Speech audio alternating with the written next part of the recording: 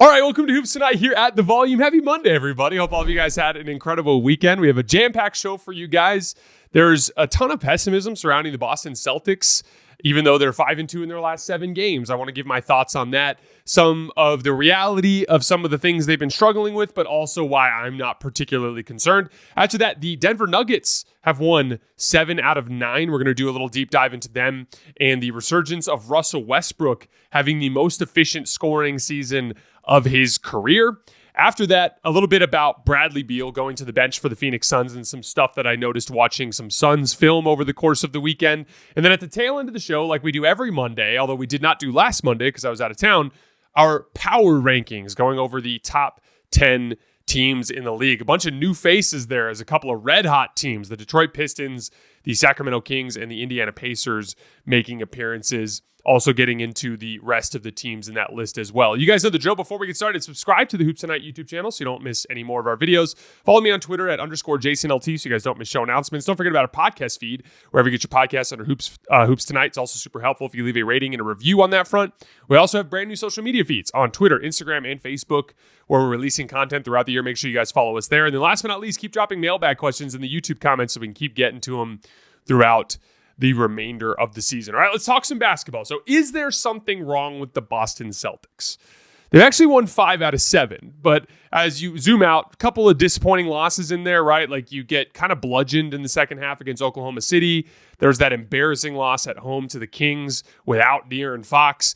And if you zoom out even further, they're 7-6 since December 19th. So a 13-game span where they're basically playing 500 basketball. The weird thing is they're actually top 5 in both offensive rating and defensive rating in that span. One of the many reasons why I'm not super concerned is that every single time Boston kind of comes out and plays pissed off, they don't just win, they beat the shit out of people. And that's what's influencing those advanced metrics to still appear good despite the 7-6 record, right? But again, like, that's kind of part of the natural pullback that I would have expected to see this year with the defending champion. So before we get into any more detail about the specific things that Boston's struggling with, I want to give my take on this whole situation.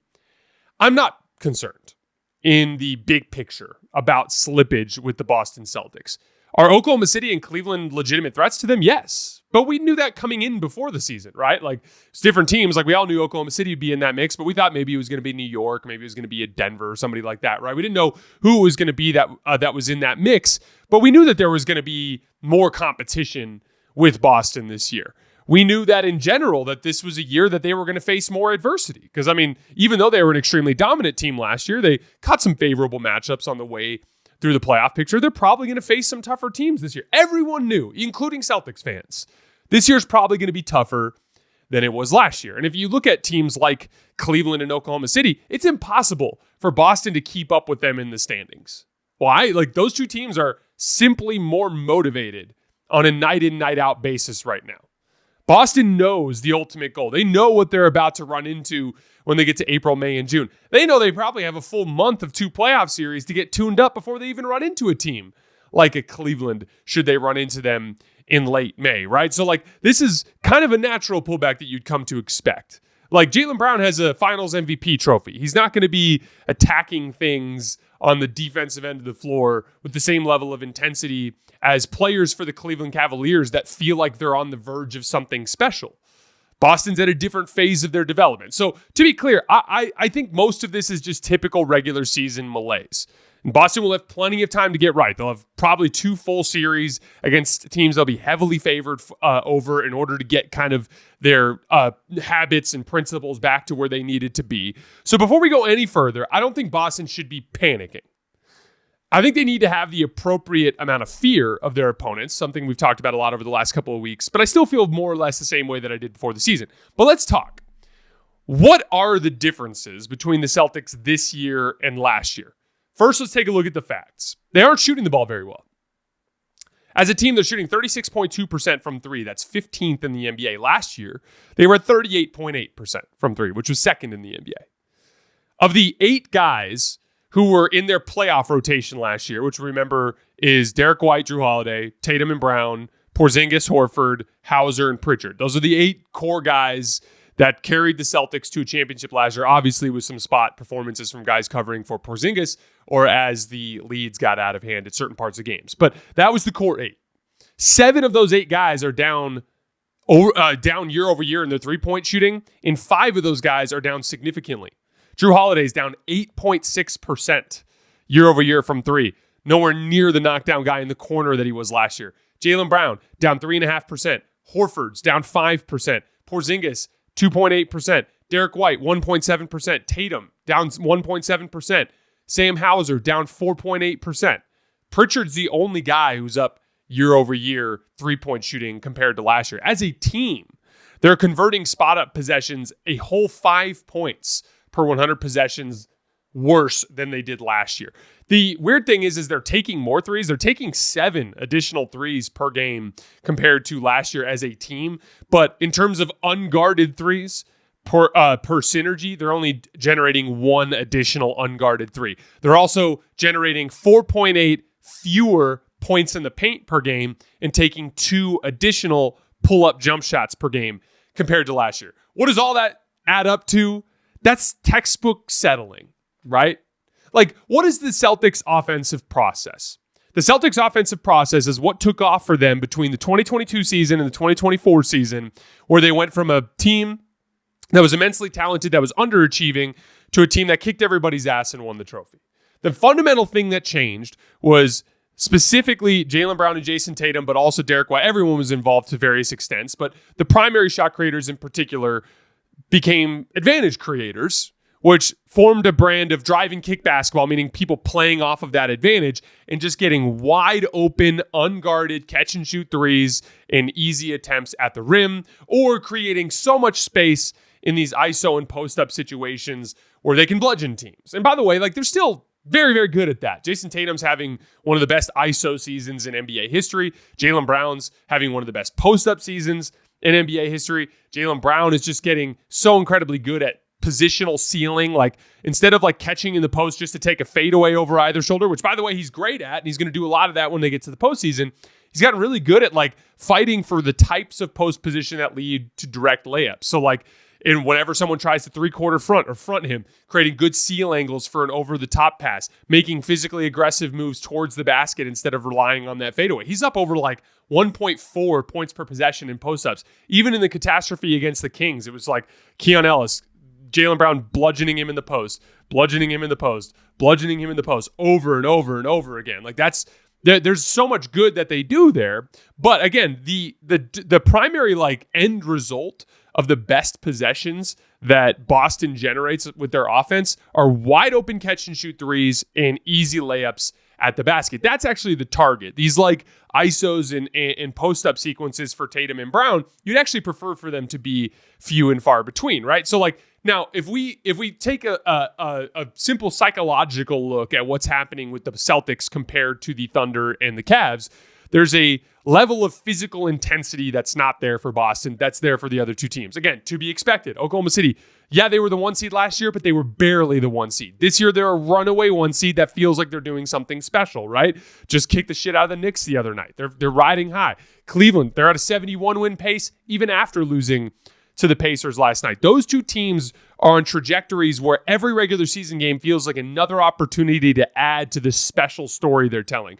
Boston could give a shit about any of this. They just want to be ready to go in June when they need to get the trophy. So that's naturally going to lead to like a little bit of a drawback in terms of physical aggression. How is that going to manifest? Settling, right? Because advantage creation, actually drawing multiple bodies, requires a certain amount of physical exertion, whether that's beating your man cleanly off the dribble, aggressively fighting for post position so that you can get the kinds of inside seals that Tatum and Brown get that generate those 4-on-3s off of the over-the-top pass from a guy like Derek White. There's a physical aggression element to advantage creation.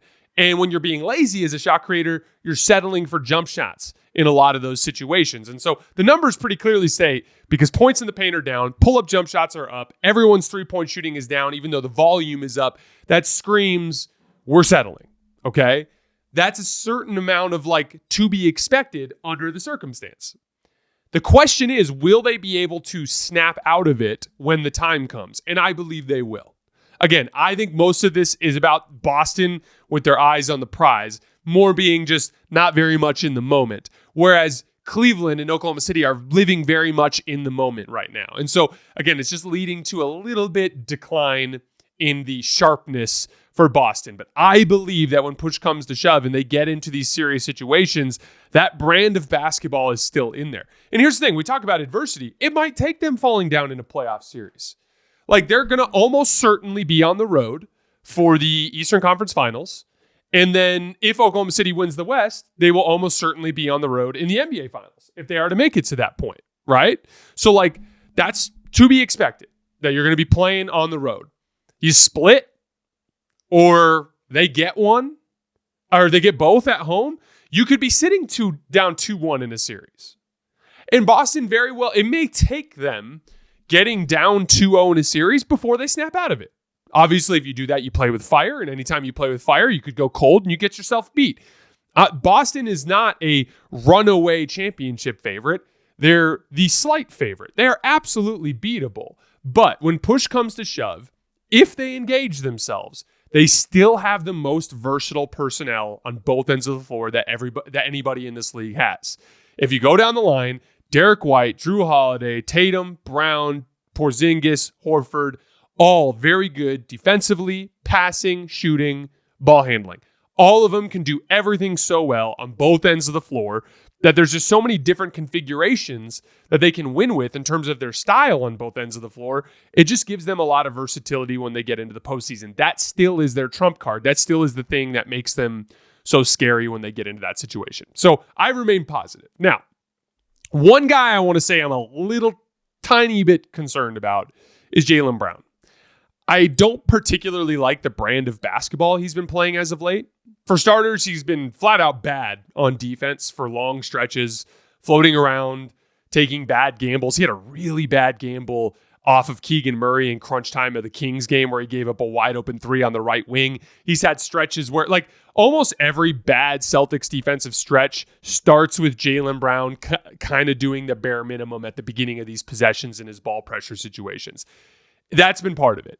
I also haven't loved his offensive approach as of late. He's had some success. Like we talked about, he just destroyed Keon Ellis in the post to start the Kings game, but he's been kind of playing a bit on an island. What I mean by that is, like, it disrupts the rhythm and flow of the other guys on the team. A lot of co-opting possessions, dribbling the air out of the basketball in ISOs, over-penetrating, turning the ball over. Again, existing on an island instead of playing the role that he played last year. And again, it's weird because, like, then he'll also have these stretches where he's driving and kicking and he's doing some of his best playmaking work that I've ever seen him do, like mixed in with otherwise frustrating basketball. And again, I think most of it has to do with that same concept we were talking about earlier. Jaylen Brown is a finals MVP. He literally has the Bill Russell trophy at home. Okay. Like, that's going to change your perspective on these January games when you're playing on the most talented roster in the league. That's why I'm not particularly concerned. But when you combine that with the fact that he's also just not shooting the ball well from three, he's just 27% from three in his last 13 games. That's cause for some iffy basketball from Jaylen Brown. It's been part of the problem for the Celtics as of late. Tatum has been pretty consistently great and has been kind of the foundation that's maintained stability in this stretch. I thought he was incredible last night in the Pelicans game, pulling that one out. He struggled with turnovers a little bit in the Sacramento game, just sloppy. He was throwing the ball out of bounds a couple times, just didn't see help defense coming and was just getting surprised by stuff. Just kind of a bad game on that front. But again, I thought he was amazing in the Pels game. And so as we kind of zoom out and look at the big picture for the Celtics, yeah, the Celtics are not as sharp as the Thunder and the Cavs are right now. Yeah, they're settling a little bit and they're not shooting the ball very well, but most of this is to be expected because the Celtics are in a different phase of their development, in a different phase of their motivational kind of outlook heading into this part of the season. As long as they clean things up in time for the playoffs, I still think they have the most versatile playoff talent in the league. From the football playoffs to college and pro basketball to the rush of hockey, what a time to be a sports fan. It's all happening, and you can get in on all the action of all the sports you love at DraftKings Sportsbook. With so many sports, every day is game day at DraftKings. That means unlimited opportunities to place your first bet, and DraftKings makes it easy. How easy? Try betting on something simple like picking a team to win. Go to the DraftKings Sportsbook app and pick your team and place your bet. One of my favorite bets to look at right now is the NBA championship picture. I have 3 teams in the same tier. I have Boston, Oklahoma City, and Cleveland all in the same tier. But Boston's at plus 250. The Thunder at plus 265. The Cavs are at plus 1100. So some nice value there. And to help get you started, here's something special for all new customers. Bet $5 to get $200 in bonus bets instantly. Download the DraftKings Sportsbook app and use code HOOPS. That's code HOOPS, that's HOOPS, for new customers to get $200 in bonus bets instantly when you bet just $5. DraftKings, the crown is yours. All right, moving on to Denver. They've won 3 in a row, 7 out of 9. In this 9-game span, they're second in offense, 8th in defense. Nikola Jokic in the stretch is averaging 34 points, 15 rebounds, and 11 assists. I pulled this stat yesterday. Like, in this stretch, Jokic has basically been putting up the same numbers as Jimmy Butler and Bam Adebayo in their combined season averages this year. Just goes to show you the type of statistical, just sheer production that Jokic is putting out there. Aaron Gordon came back from his injury in a bench role, kind of like a minutes restriction type of deal versus the Mavericks yesterday, and he was awesome. Like, Dallas really jumped the Nuggets early. And again, I keep telling everybody, I think Dallas is pretty good. Like, even without Kyrie and Luka, I just think they have one of the best rosters in the league. Just so much defensive talent, so much additional ball handling. You saw what Spencer Dinwiddie can do when he's just given the keys to that Dallas offense. It's like he's born to play in that offense. But they kind of jumped Denver early, but Aaron Gordon was a huge part of their comeback, and Russell Westbrook is the main guy that I want to talk about today. He's averaging 17 points, 8 rebounds, and 8 assists on 56% from the field. The efficiency for him this year is at an all-time high. I was surprised to see this morning that Russ had never posted an effective field goal percentage. Again, effective field goal percentage is just your field goal percentage with weighted for threes. That's all it is. Doesn't include free throws. It's not true shooting percentage. Just field goals weighted for threes. He's never posted a season over 50% in effective field goal percentage is in his entire career before this season. He's at 52% in effective field goal percentage, 54.3% in true shooting percentage, which is the 4th highest mark of his entire career. The big thing that's swinging that in his favor is his finishing at the rim. Russell Westbrook, in his last season with the Lakers before getting traded, in the 2023 campaign, in 52 games, he shot 51% at the rim per synergy. He's shooting 65.2% at the rim this year for the Denver Nuggets. That's, again, 14% higher than he was his last season with the Lakers, 10% higher than his full season that he had with the Lakers. Another big thing that's driving this is just his cutting to the basket off of Jokic post-ups in particular. He had just 10 cuts in those 52 games in that 2023 season with the Lakers. He's had 28 cuts in 38 games for the Nuggets this year. That's makes on cuts. So 10 made baskets in 52 games last season for the Lakers, 28 made baskets on cuts in 38 games with the Nuggets so far this year. One of the big reasons why cutting off of post-ups is so important, and part of this is like what makes Jokic such a unique player and how he can kind of break down defenses. You know, there was a lot of posting up that was taking place with the Lakers in particular, but their spacing principles weren't very good. And one of the things that would happen in particular too is like when LeBron would post up, Anthony Davis just wasn't a perimeter threat, so it would cause some like kind of spacing issues in the middle of the floor that didn't make things easier for Russ. Again, anytime this kind of stuff happens, it's always a combination of factors, right? Like. Do I wish Russ would have cut more? You bet your ass. I really wish he would have been a more active participant off the ball, moving, screening, just trying to be a threat when he didn't have the ball in his hand. He's definitely doing it more now. Some of that is Russ's fault, but some of it is also Mike Malone and the Nuggets. They're just a more organized offense, especially in post-up situations with their motion. A lot of Lakers post-ups end in guys just kind of standing around on the perimeter. Some of that is a team-wide kind of issue, right? And then the third part of it is Jokic. Like, as good as LeBron James has been in his late career here with the Lakers, I don't think LeBron's had a case to be the best player in the world since like maybe that first stretch right after they won the title in 2020. But like he hasn't been at that level really in the 2022 or 2023 seasons. Like there was a drop off for him. And so like Jokic is better. That makes life easier. The Nuggets are more organized. That makes life easier. Russ has also improved in his participation off the ball, cutting, which is getting him more of those situations. But again, one of the reasons why cutting off of post-ups is so valuable is because usually the guy being posted up is being guarded by a big defender. So if Jokic is being guarded by a big rim protector, think of it like a Gafford or a Lively or something along those lines. Like, and there were even stretches where they put centers on Russell Westbrook in that game yesterday, which I thought was interesting. And that was kind of what was causing problems. Westbrook got 2 cuts, easy ones, right at the rim because they were doubling off of him. Like, he passed the ball to Jokic and then just cut to the front of the rim and be wide open, right? And like, that's part of the issue with doubling off of the passer is like, typically that ends up giving up a wing 3, but if you cut off of it, you can get layups out of it as well. But again, if you imagine, if you're cutting into the lane in a normal circumstances where a rim protector is waiting on you, it's just really congested and it can be an issue. But if the rim protector is accounted for in the post up, then if you cut behind it, you have an opportunity to finish where there's less traffic. That's why cutting off of post-ups is so important. Russ has been just doing a really good job of it this year. Also shooting threes a lot better. Russ is hitting 36% of his unguarded threes this year per synergy, 1.09 points per shot.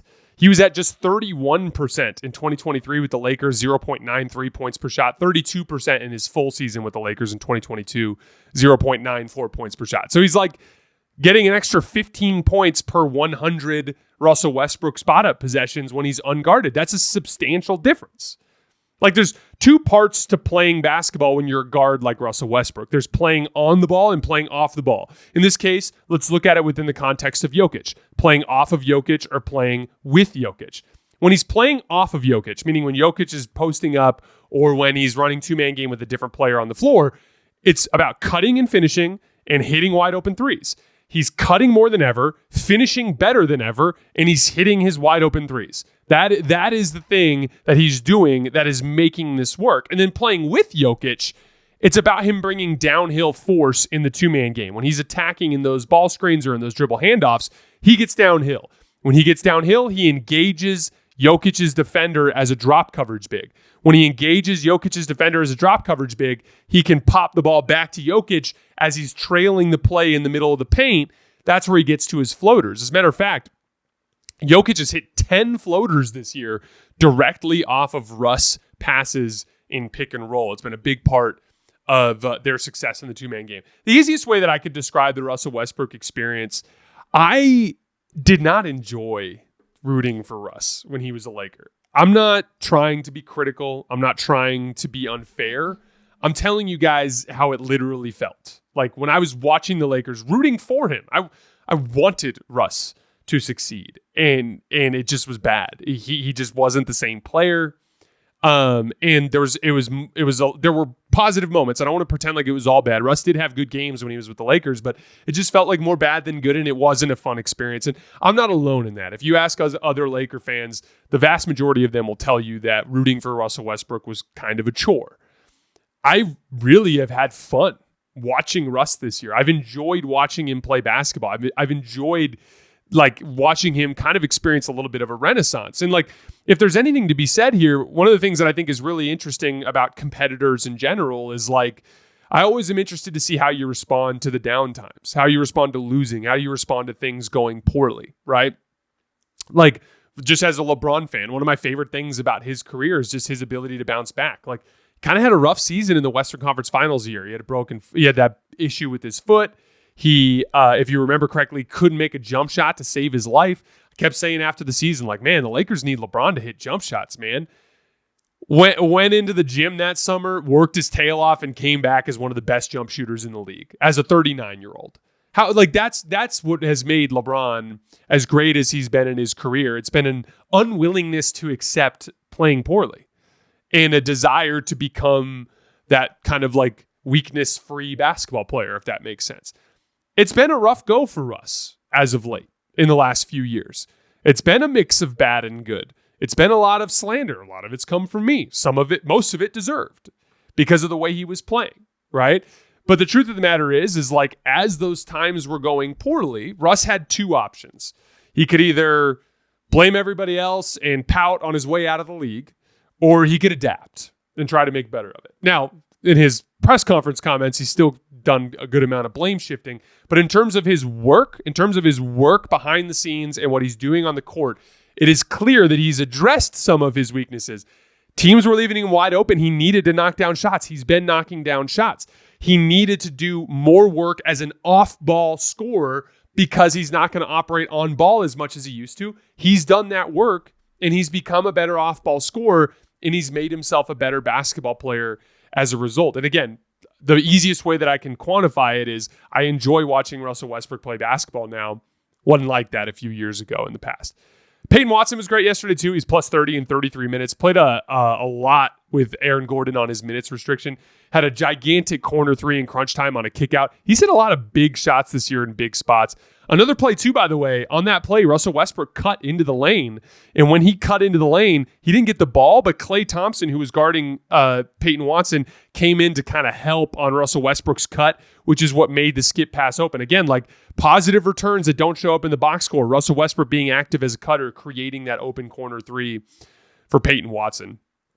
The Nuggets are, last guy I want to shout out, Michael Porter Jr. He had a rough shooting game, but he had a couple of huge offensive rebounds, including a clutch putback at the end of that one. And in this 9-game stretch, he's been great. He's at 20 points per game on 52% from the field and 43% from three. The Nuggets are a weird team because they haven't really looked dominant at any point this season. Like even last night, they were down big to the Mavs without Kyrie and Luka, albeit, again, I think that's a good roster. There's some weird first half, second half splits. Like they're 19th in first half net rating, getting outscored by 3.2 points per 100 possessions. They're second in second half net rating, blowing teams out. They're outscoring teams by 11 points per 100 possessions, second only to the Oklahoma City Thunder in second halves of games. And they're fourth in clutch net rating with a 126 offensive rating. And that's what makes them so hard to quit. They seem to be digging themselves in a bunch of holes and like not really looking like a super sharp team every single night. But then they just kind of figure it out. And at the tail end of games, they lean on the stuff that's been working for them for years and they just keep getting wins.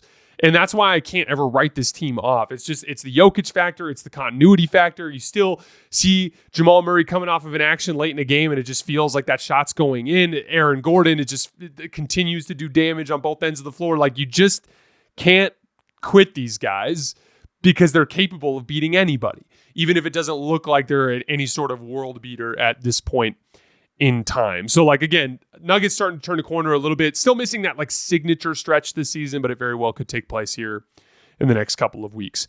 Really quickly on the Suns, a lot of talk about, just in general, pessimism surrounding the Suns. I've talked about this before, but like everyone was out on the Lakers, including myself, after that ugly stretch in Miami, right? And they've kind of bounced back a little bit, although they took a couple bad losses on a road trip recently. It feels like they haven't played in ages because of the fires in Los Angeles, right? But like the Lakers were down big. The season's not over for them. The Warriors have been down big at various points this season. I still think they're just in the mix like anybody else. Sacramento, oh man, the season's over. That was such a terrible loss that they had. I think it was to the Jazz at the end of that losing streak. Bam, they won 7 in a row. They're right back in the mix. There's Minnesota Timberwolves, so another team this year that got off to a really bad start, but have had at various points looked very good. So like part of it is like the Western Conference and just some of the realities of how these teams that are in that. I think Dallas and Denver are clearly a level above. Like if you look at OKC number 1, and then you have your 2 young athletic teams, right? So Houston and Memphis, but then you've got Denver and Dallas. So those are teams that are clearly not as talented as like the top tier talented teams in the league, but they're right below that tier, still with a lot of talent and led by apex superstars that are capable of beating anybody in a playoff series. So like Denver and Dallas are like a level above. And once you get to that next tier, like Lakers, Clippers, Timberwolves, Suns, Kings, Warriors, Spurs, like all the teams in that group, I kind of think are more or less in the same tier. They're kind of in the right order. Like, I'd put the Lakers and Clippers and Wolves towards the upper end of that tier, and I'd put the Suns and the Kings and the Spurs and those guys in the lower end of that tier, but they're all really close. And they're going to jump up and down week to week based on when they're winning games and like, or based on their schedule, based on injuries, based on when they decide they want to play some better basketball, right? And like, as I'm looking at the Suns, everybody was burying them. I'm like, look at their schedule coming up. Look at their schedule coming up. They're going to bounce back. They've already won 3 games in a row. Bradley Beal's coming off the bench for them now, I think for 5 games. I wanted to talk just briefly about the Bradley Beal thing because I'm trying to remember which game it was that I watched that they won the other day. I think it was the first game that he came off the bench. I can't remember which game it was that I watched. I did a whole film session on it. On my Twitter feed, I clipped like 25 clips from this game. But the big thing that stood out to me with Bradley Beal is something that first started to pop on the numbers and then was something that stood out to me pretty starkly on film, which is he's just a really bad off-ball defender, like a really, really bad off-ball defender. So the Suns' defense is 6 points worse per 100 possessions when Bradley Beal is on the floor versus when he's off. And the main thing that I notice is like just consistently ending up in like closeout situations, consistently ending up in situations where guys are running right around him for offensive rebounds because he's standing upright and not paying attention off the ball. This is kind of like a thing that happens with a lot of like primary ball handler types that are guards that transition into smaller roles. This is the same sort of thing that Russell Westbrook used to struggle with really bad. It's when you're an on-ball guard that has a high usage rate, the way that Russell Westbrook did most of his career, the way that Bradley Beal did for most of his career in Washington, you end up saving energy on the defensive end of the floor.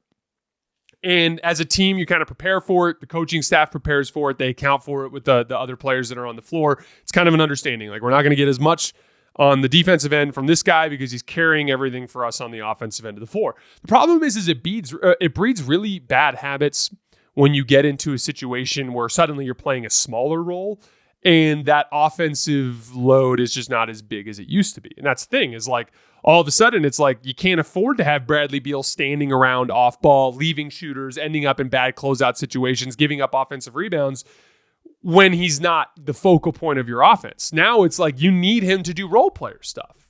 And like, you know, in the game that I'm speaking, it's absolutely killing me that I can't remember which game it was that I was covering. After I spent all that time watching the film, it was the Atlanta Hawks. It was the Hawks game the other night. So in the Hawks game in particular, like Brad Beal was awesome on the offensive end. Consistently was one of the guys that was generating separation, generating quality shots for the Suns. He's important for their rim pressure. There's so much that Bradley Beal does good on the offensive end of the floor, but he undercuts it with a lack of attention to detail on the defensive end of the floor. And like one of the things we're seeing with the Suns is like when they start to anchor Kevin Durant and Devin Booker with role player talent, they're having more success. When it's Oso Ighodaro, when it's Ryan Dunn, when it's Grayson Allen out there with those two guys, they're kicking everybody's butt. Because why? Grayson Allen is just going to do his job on defense. Meaning like Grayson Allen's entire career, just like every other role player, it's been like, I sure as hell better do my job on this defensive possession off the ball or my ass is going to be sitting on the bench, right? Like that's going to lead to a certain level of like attention to detail over the course of his career that's not going to be there for a ball dominant guard, right? And then Ryan Dunn and Oso Ighodaro are literally professional athletes. They're professional, let's just be big, tall, and fast and be wrecking balls on that end of the floor. Oso's doing a really good job as a role man as of late. They're anchoring Kevin Durant, Devin Booker with role player talent and having more success that way. Part of the thing that's helped turn them around as of late too is Devin Booker's just playing a lot better after he had been slumping pretty bad. And then still every time I watch, including in the Hawks game, just every time they need to really leverage themselves defensively, Kevin Durant can just step up and make all the big defensive plays that they need to make. And then last night in the win, it was just those elbow post-ups with KD, just drawing that, shooting over the top, drawing that extra defender that ends up getting the defense in rotation that ended up in that corner three for Royce O'Neal that iced the game. But so I'm not ready, like everyone just in general, this tier of teams, this Lakers, Clippers, Wolves, Spurs, Suns, Kings, all the teams in that group, like none of them should be written off entirely after a bad week or two, but none of them should be taken seriously after a good week or two either. The only way any of those teams I'm going to take seriously is if they can separate themselves from that tier. And the only way they're going to separate themselves from that tier in the standings is by winning games. And the only way they're going to do that is by either improving the roster, improving their attention to detail, or both for most of those teams, right? So like, again, the Bradley Beal thing mostly came down to off-ball defense, in my opinion. It's also allowing him to come into the game and just look to be aggressive, which is easier for him with his offensive rhythm. But again, like with this team, just like anybody else in that Western Conference, let's try not to overreact to any 1 or 2 week sample as we wait to see if there's any team in that group that can separate. All right, let's get into our power rankings before we get out of here for the day. Again, all of our odds are provided by our partner, DraftKings. Number 10, the Detroit Pistons. 6-1 since our last power rankings. 9-2 in their last 11 games. Several quality wins. They beat the Wolves, the Kings, the Lakers, and the Suns in that span.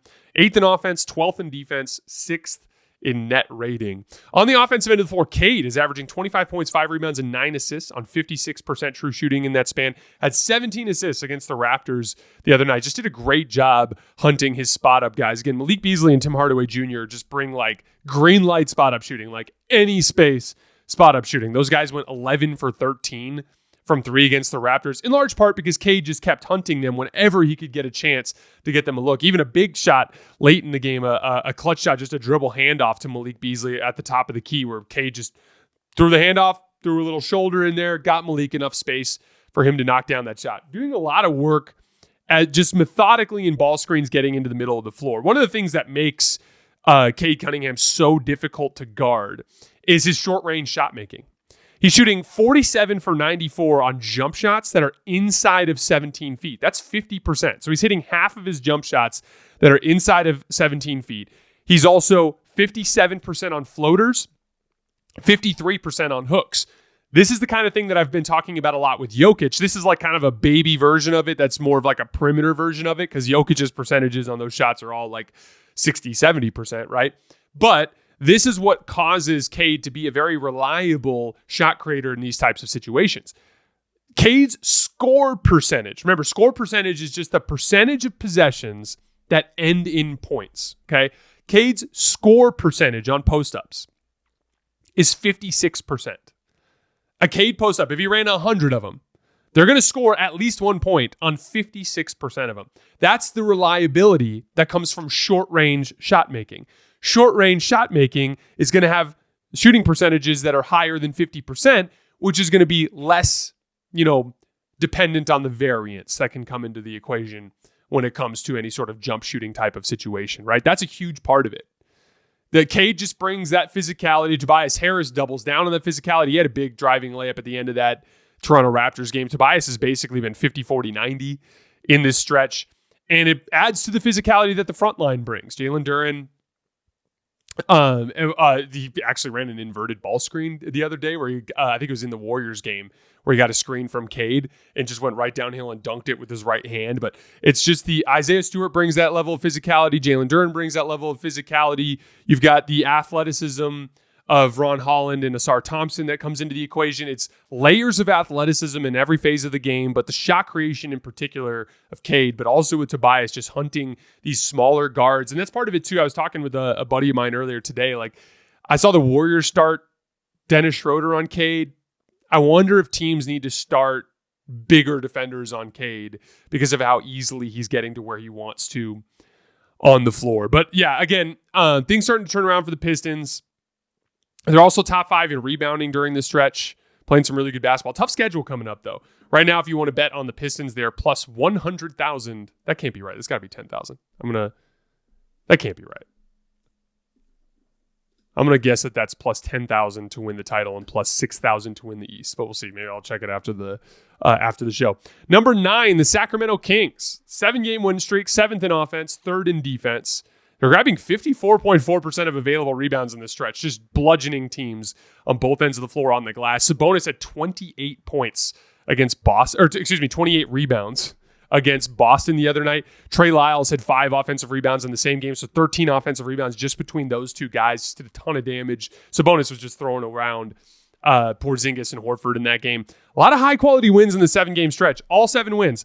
Dallas, Philly, Memphis, Golden State, Miami, Boston, Chicago. Those are all really impressive wins. The Boston game in particular, super impressive. No De'Aaron Fox in that one. They competed throughout, kept the game close with their defense and the rebounding, and then they went on a crazy run to start the fourth quarter. So Joe Mazzulla ends up putting Kristaps Porzingis on Devin Carter to start the fourth quarter. All game long, Mazzulla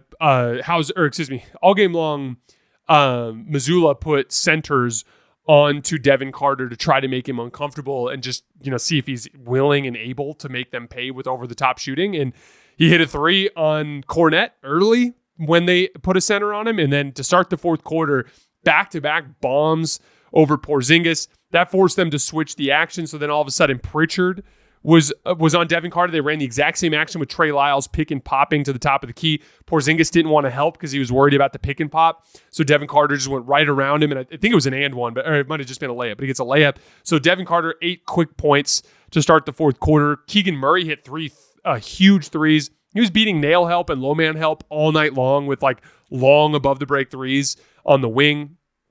DeMar DeRozan, too, just brought the game home with his shot making. He was having a brutal shooting night, like especially in that second quarter. It was like he couldn't hit a shot to save his life, but he had 12 points in the fourth quarter, hit a couple threes as well. Some really tough contested shots that ended up helping to carry things home for the Kings in their big upset win. Sabonis was doing a ton of damage to Porzingis and Horford, not just on the glass, but also picking and popping. He had 3 threes in the game, 2 pick and pop threes early, and then also hit a big clutch 3. I think it was on an offensive rebound kickback. Just an absolutely monster road win to legitimize the Kings' win streak. The win streak has mostly been about the Kings winning on the margins, though. Like, they're forcing 16.1 turnovers per game. That's third in the league. 21 points points off of turnovers per game. That's third in the league. 14 offensive rebounds per game in that span. That's third in the league. 16.4 second chance points per game in that span. That's third in the league. Then on the opposite end, they're top 10 in opponent points off of turnovers, top 10 in opponent second chance points, top 10 in opponents fast break points, and top 10 in opponents points in the paint. So they're taking away the easy stuff in the paint. They're turning their opponents over and getting out in transition while not turning the ball over themselves and keeping their opponents out of transition, while doing a ton of damage on the offensive glass while not letting the opponent do a ton of damage on the offensive glass. That's it. That'll go a long way towards turning things around, for just destroying teams on the margins the way that they have in this span. And then the offense is finally clicking with all the talent that they have in this roster. De'Aaron Fox is averaging an efficient 29 in the 7-game win streak, although he's been out for some of the games. And then Malik Monk and DeMar DeRozan, both over 20 points per game. Sabonis in this span, 20, 17, and 7 on 60% from the field, 59% from 3. Time and time again is hitting big 3-point shots at the end of games. The Kings are the latest Western Conference team that looked completely dead in the water, but then successfully resuscitated their season, and why I'm pretty much unwilling to write anybody off at this point. They are plus 9,000 to win the title, plus 3,500 to win the Western Conference. Number 8, the Indiana Pacers, winners of 6 in a row, 12 of their last 15. They are now all the way up to 5th in the Eastern Conference. And last night, they pulled off one of the most impressive wins of the season, just dominating the Cavs in Cleveland in the second half, shutting down their offense. They outscored the Cavs 68-40 in the second half and did it almost entirely with ball pressure. In the third quarter, they just started pressuring the hell out of Cleveland in the backcourt and playing those kick-ahead passing lanes that Cleveland lives on a lot of the time. And it just completely discombobulated the Cavs. They had 7 turnovers just in the third quarter that led to 12 Pacers points. And then in the half court, when they did get up the floor, they just looked kind of sped up and out of control. The Pacers ended up grabbing that game by the reins and never let go. In the streak, the Pacers are 3rd in offense, 8th in defense, 8th in rebounding. And you don't need to look too much further than that. Like, a lot of things are going right for Indy. Like, Siakam's playing great. Andrew Nembhard being back has helped a lot. Like, they're 16-8 when he plays this year and 5-10 when he doesn't. So when he was injured for that amount of time, it really hurt things. Jarris Walker's become one of my favorite young role players to watch. He's really starting to blossom into a useful forward. He had a couple of huge poke away steals. He'll get aggressive from behind on steals, like he gets beat, or if he's in chase, like trail position on anything, he just starts swiping at the basketball with his long arms. He had a couple of big poke away steals in the second half against Cleveland. He's been a high steals guy per minute all season and really all of his career. Shooting 40% from 3. Runs some legit action. Like, he had a ball screen in the third quarter with Thomas Bryant where he put his defender in jail and brought over the rim protector and dropped it off to Thomas, got an easy bucket. All the pick and roll reps that I've watched with Jarris Walker this year, he's just done a really nice job of using his size. Like, all that means there is, like, if a ball screen comes and the guy chases over the top, if you run it right, like where if you actually make shoulder-to-shoulder contact and time everything properly and set your man up for the screen, you're going to get him in trail position. Once he's in trail position, if you're bigger, then you can just methodically work to whatever spot you want by just kind of reverse post-ups. We talked about that with Luka in the Timberwolves series. It's like a reverse post-up because as you come over the screen, the defender gets on your backside, and then you're kind of just posting him but forward, like you're sealing him behind you while you methodically work your way forward to try to either bring a help defender over so you can throw a pass, or if they sag back, that's when you can go to your short-range shot making, which, by the way, is pretty good at the shot making piece too. He's actually run 63 ISOs, pick and rolls, and post-ups this year, including passes that have led to 64 points. So that's over a point per possession. For a second-year forward who's, a role player type of prospect, like, it's really, really impressive stuff from him.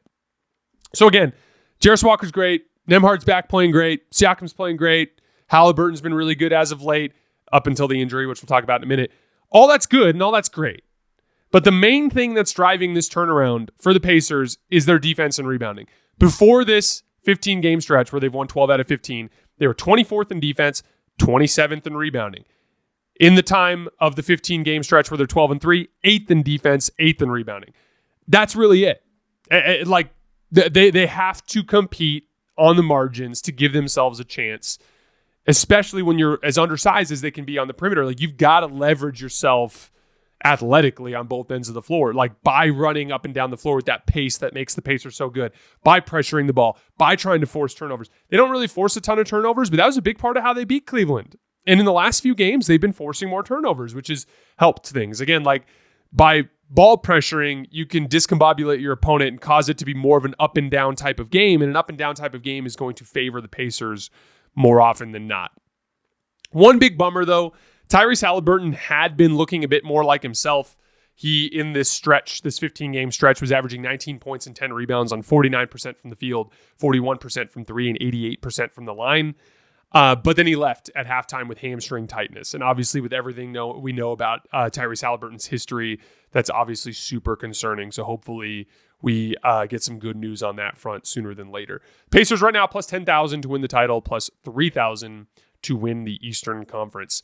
Number 7, the Memphis Grizzlies. They've dropped 3 out of 5. They still have the 6th best record in basketball, though, in spite of that. It's kind of an uneven stretch. Really impressive win in Minnesota against the Timberwolves, where they were playing one of those top 10 defenses that Taylor Jenkins has been talking a lot about, and they not only lit them up, but also got a big win. Jaren Jackson was incredible all night, and then Ja Morant ended up stealing the game with 2 crazy crunch time buckets, including this impossible kind of like leaning floater fadeaway thing that he hit over Ant that ended up winning the game. But that was after a disappointing game against Houston, where their offense really sputtered. They turned the ball over a ton. Houston just butchered them in transition off of it. And again, like Taylor Jenkins before that game had said, that he viewed these 2 games in particular as important tests because they were against top 10 defenses. And again, they failed the first test, but then they passed it in the Minnesota game. They had a 125 offensive rating in that one. Minnesota's currently sitting 6th in defense. So I wanted to look at that top 10 defenses piece since Taylor Jenkins was kind of concerned about it. So what do the numbers say about Memphis versus top 10 defenses?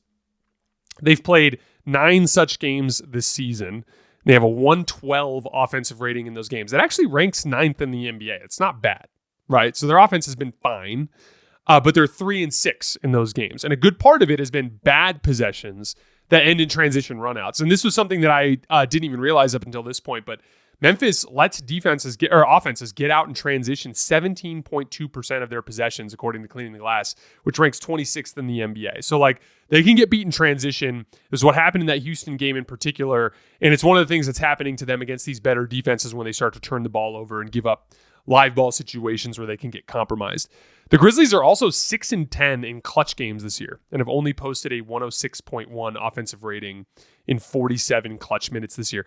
That to me comes down to teams packing the paint. Again, Memphis generates by far the most spot-up attempts in the league, in large part because of Ja Morant. They generate 35.4 spot-up opportunities per game. Denver, as a comparison, only generates 20.3, just to give you guys some perspective there. But Memphis only converts spot-up possessions at 1.04 points per possession, which ranks 19th in the NBA.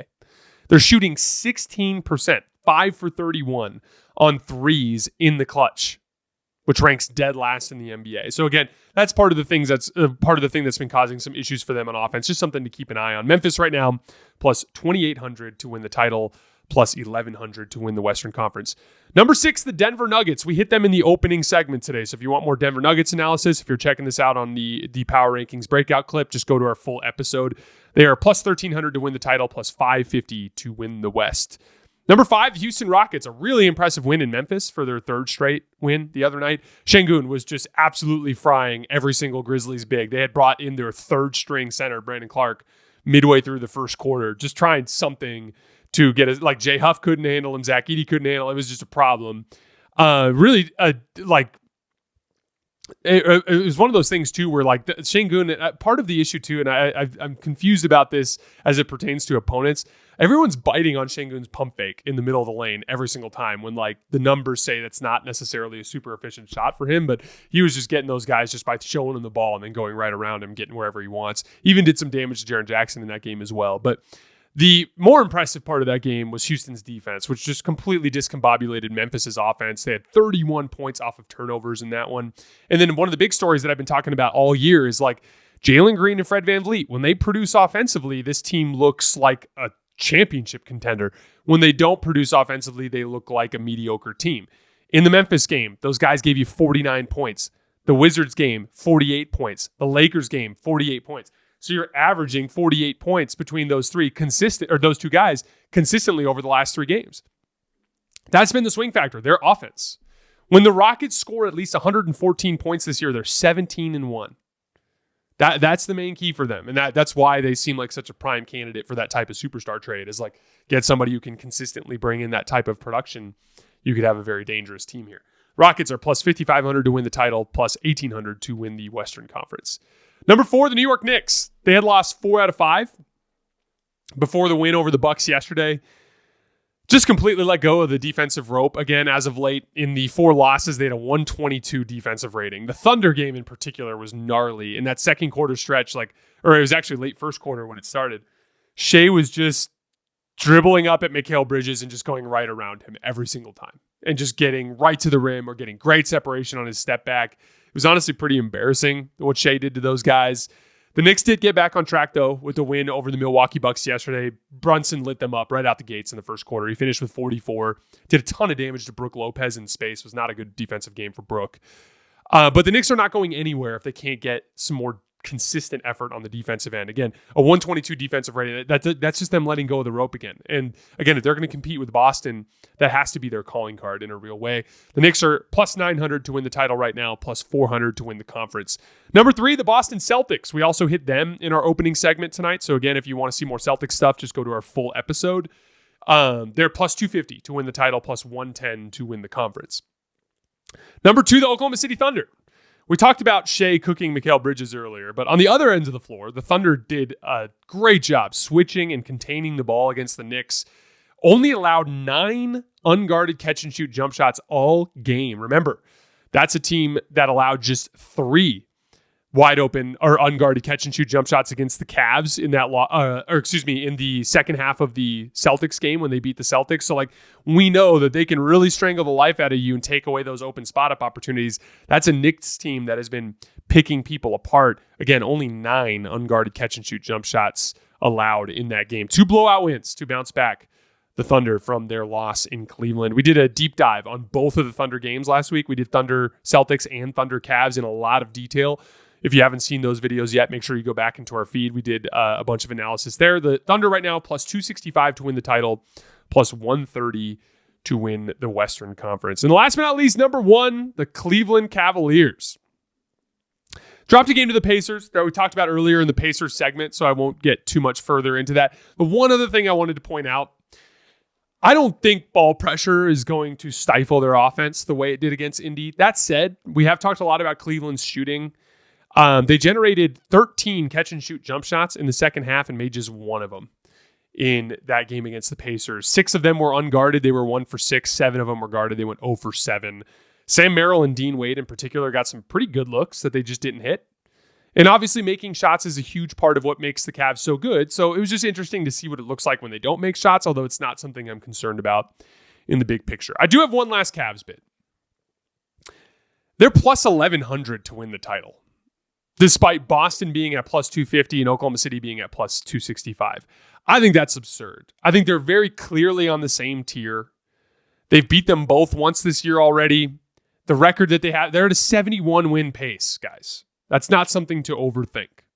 Now, the case for why the odds are different is Cleveland would theoretically have to beat Boston and then also beat Oklahoma City. But the same could be said for Boston. They would have to beat Cleveland and then beat Oklahoma City. And I obviously think people are overlooking the middle of the West too. Like Denver's going to be an issue. Dallas is going to be an issue. Memphis is going to be an issue. Like I think Oklahoma City is going to have a harder time getting out of the West than it would appear at this point in time, because I think everyone underrates that middle tier in the Western Conference. So the point is like, I just don't understand the gap in the odds. If I was ranking the contenders, I'd have Boston 1, I'd have Cleveland 2, and I'd have OKC 3.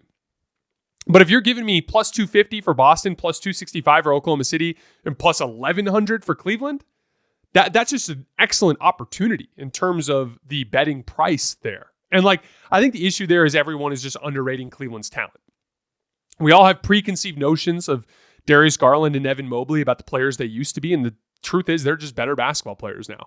And we need to recalibrate the way that we look at that team. I think that's just an insane number there to get the Cavs at plus 1,100 to win the title. Again, all of our odds are provided by our partner DraftKings. That's all I have for today, guys. As always, I sincerely appreciate you guys for rocking with me and supporting the show. We'll be back tomorrow with more game reaction. We're going to start shifting gears into some trade deadline stuff here as of the next few weeks too. So keep an eye on that. Again, I appreciate you guys, and I'll see you tomorrow.